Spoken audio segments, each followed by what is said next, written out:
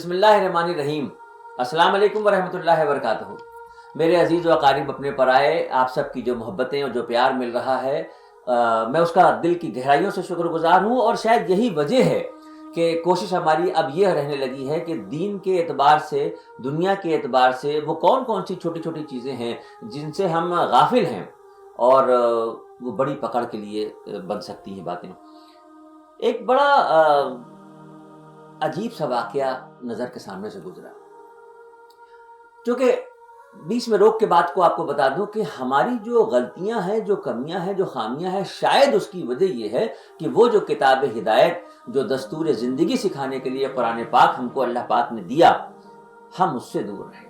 اور دور ہونے کی وجہ سے ایسی کچھ خامیاں اور غلطیاں ہو رہی ہیں۔ آج اسی طرح سے ایک بات آپ سے کر رہا ہوں۔ ایک بڑا حیران کرنے والا واقعہ نظر کے سامنے سے گزرا تھا، تو وہ واقعہ کیا پتا کسی زمانے کی وہ سچائی ہو، یا ہو سکتا ہے کہ روز کی زندگی میں جو نظارے ہیں اس کو دیکھتے ہوئے کسی نے یہ کہانی لکھی ہو کہ ہاں شاید دلوں میں کچھ ہلچل پیدا ہو۔ ایک مسجد کے کونے میں ایک تقریباً 8 سال کا بچہ تنہائی میں بیٹھا ہوا اللہ سے دعا مانگ، بس یوں سمجھیے کہ دیکھنے سے تو یہ لگ رہا تھا کہ ہاں کپڑے جو اس کے بدن پہ تھے اس میں کئی جگہ پیون لگا تھا،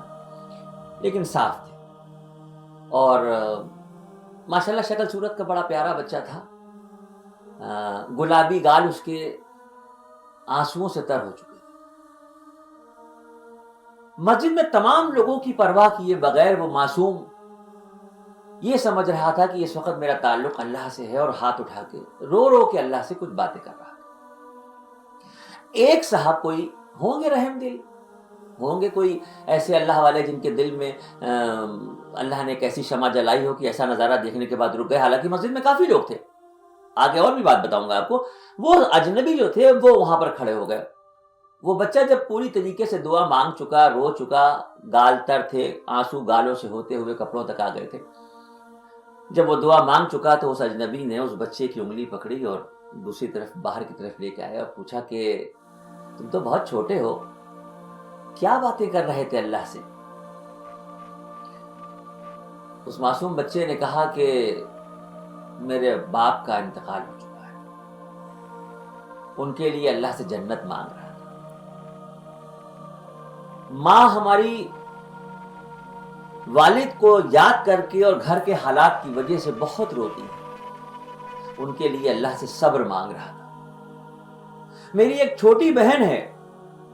جو دوسرے اپنی عمر کے بچوں کو دیکھنے کے بعد میری امی سے کھیلنے کے لیے کچھ کھلونے اور گڑیا اور کپڑوں کی خواہش ظاہر کرتی ہے، لیکن ہمارے گھر میں وہ چیزیں نہیں ہیں، تو اس کے ان خواہشات کو پوری کرنے کے لیے اللہ سے پیسے مانگ رہا ہے۔ ساری باتیں بالکل جھنجھوڑنے والی تھی۔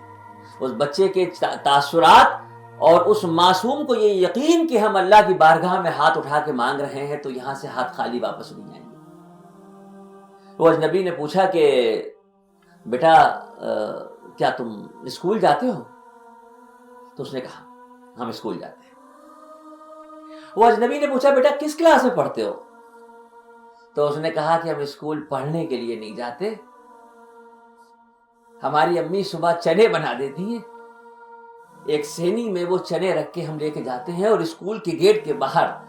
وہ چنے بیچتے ہیں۔ چھٹی کے وقت اور انٹرول کے وقت جب بچے باہر نکلتے ہیں وہ چنے لے کے کھا لیتے ہیں، اس سے جو پیسے ملتے ہیں اسی سے ہمارا گھر چلتا ہے۔ تو وہ اجنبی نے پوچھا کہ کیا تمہارا کوئی رشتہ دار، کوئی عزیزدار خاندان میں کوئی نہیں ہے؟ تو اس نے کہا کہ امی کہتی ہیں کہ غریب کا کوئی رشتہ دار نہیں ہوتا، اور ہماری امی جھوٹ نہیں بولتی۔ ہاں ایک بات ضرور ہے، جب امی ہم کو اور ہماری چھوٹی بہن کو کھانا دیتی ہیں اور ہم کھانا شروع کرنے سے پہلے کہتے ہیں کہ امی آپ بھی ساتھ میں کھائیے، تو اس وقت امی کہتی ہیں کہ نہیں ہم نے کھا لیا، اب تم لوگ کھا لو۔ ایسا لگتا ہے کہ شاید وہ لمحہ ایسا ہے جب امی جھوٹ بول دیتی ہیں۔ تو وہ اجنبی نے کہا کہ کیا اگر ایسا ہو جائے کہ تمہارے گھر کے جو اخراجات ہیں وہ پوری کرنے کے پیسے ہم تمہیں دے دیں تو تعلیم حاصل کرنے اسکول جاؤ گے؟ اس معصوم کے دل پہ ایسے صدمے اور ایسی چوٹیں لگ چکی تھیں کہ اس نے کہا کہ نہیں، میں تب بھی اسکول نہیں جاؤں گا، کیونکہ میں نے اتنی عمر میں یہ دیکھا کہ تعلیم حاصل کر لینے کے بعد لوگ غریبوں سے دوری بنا لیتے ہیں، یتیموں سے نفرت کرنے لگتے ہیں۔ میں اپنے والد کے ساتھ اس مسجد میں نماز پڑھنے آتا تھا، والد کے انتقال کے بعد بھی میں اس مسجد میں آتا ہوں،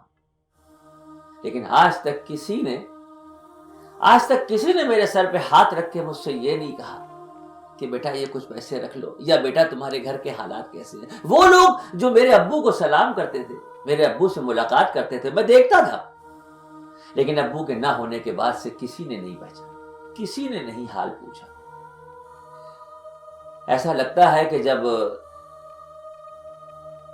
باپ کا سایہ سر سے اڑ جاتا ہے تو رشتہ داری کی دنیا میں اندھیرا ہو جاتا ہے۔ یہ جو واقعہ ہے، یہ جو باتیں ہیں، یہ دل پہ خنجر لگانے والی، یہ جھنجھوڑ دینے والی باتیں ہیں، اور یہ باتیں ہمارے جیسوں کو، آپ کے جیسوں کو یہ احساس دلانے والی باتیں ہیں کہ نمازوں کی پابندی کر کے اگر ہم خوش ہیں کہ ہم نیک و دیندار ہو گئے تو غلط ہے۔ اللہ اور بندے کے تعلق سے عبادتوں کا نظام الگ ہے۔ یہی تو بار بار میں کہہ رہا ہوں کہ جو قرآن شریف کو ترجمے سے پڑھنے کے لیے، قرآن شریف کو معنی سے پڑھنے کے لیے میں بار بار کہہ رہا ہوں، وہ صرف اسی لیے کہہ رہا ہوں